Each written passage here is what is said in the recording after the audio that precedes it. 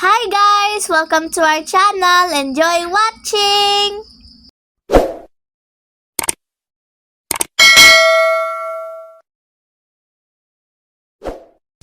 Update lang tayo sa mga gypsies o binta na binigyan natin kahapon ng mga dahon para may makain ngayon.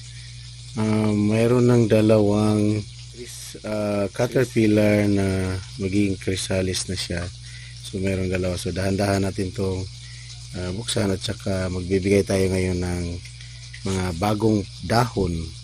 Kasi nakita nyo guys, yun medyo konti na paubos na yung mga paubos na talaga mga paano nila. So dahan-dahan natin tong buksan para hindi sila madisturbo yung dalawang caterpillar na magiging chrysalis na sila. 12 seconds later. Guys, ito na, bubuksan na natin dahan-dahan ang container para hindi sila madisturbo. So, dahan-dahan lang kasi hindi pa naman sila marami masyado, so maliit lang na container itong pinaglagyan namin. Yun, okay na. Tapos dahan-dahan pa rin kasi para hindi ma-disturb sila. Yan, nakikita nyo yan guys, ang mga caterpillar yan isa magiging chrysalis na siya siguro ngayong araw na to. So, mayroon silang form na ginagawa, letter J. So yan yung bago sila maging chrysalis from caterpillar. Ito yung isa, saka ito yung dalawa.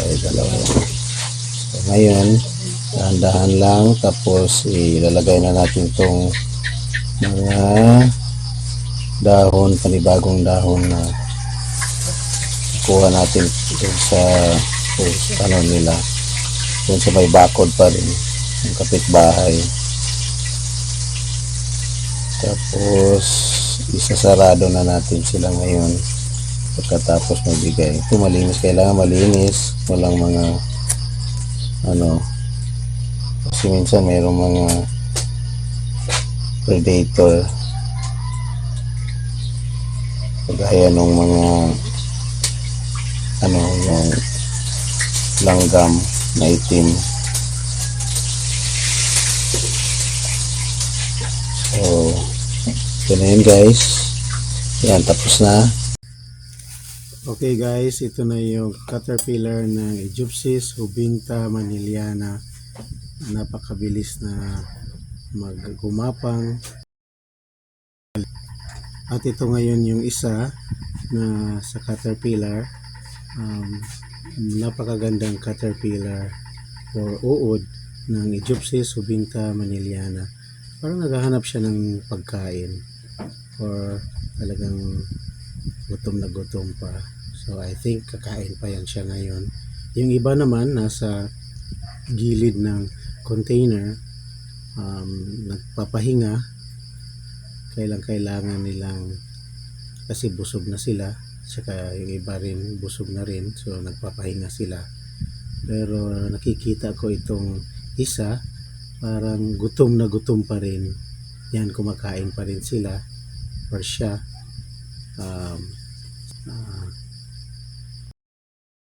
Several days later. Update on our caterpillar before, and now it's already chrysalis, the 6 of, and you can see it closely. Okay, I have to make it slow so that they will not be disturbed. Slow, and then I will show it to you. Okay, here's the chrysalis of the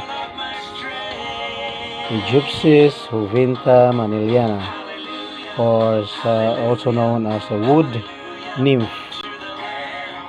So a week from now, this chrysalis will be become butterfly. And as you can see, it's really small, and it's like golden yellow, golden yellow. So there are 6 of them. You remember from our past video, we recorded and we show it to you. The 6 caterpillars, now they are in chrysalis already. So a week from now they will hatch and become butterfly. So it's 1, 2, 3, 4, 5, 6. Golden yellow. 6 of them are already on chrysalis mode, and right now I will show it to you. I have to open this one, this little box or container. There's a black dot on the back. I think this is the pattern of, it's like the chrysalis is like of the African monarch, or the Danius crucifix. Okay, thank you so much guys, and see you on our next video. Bye.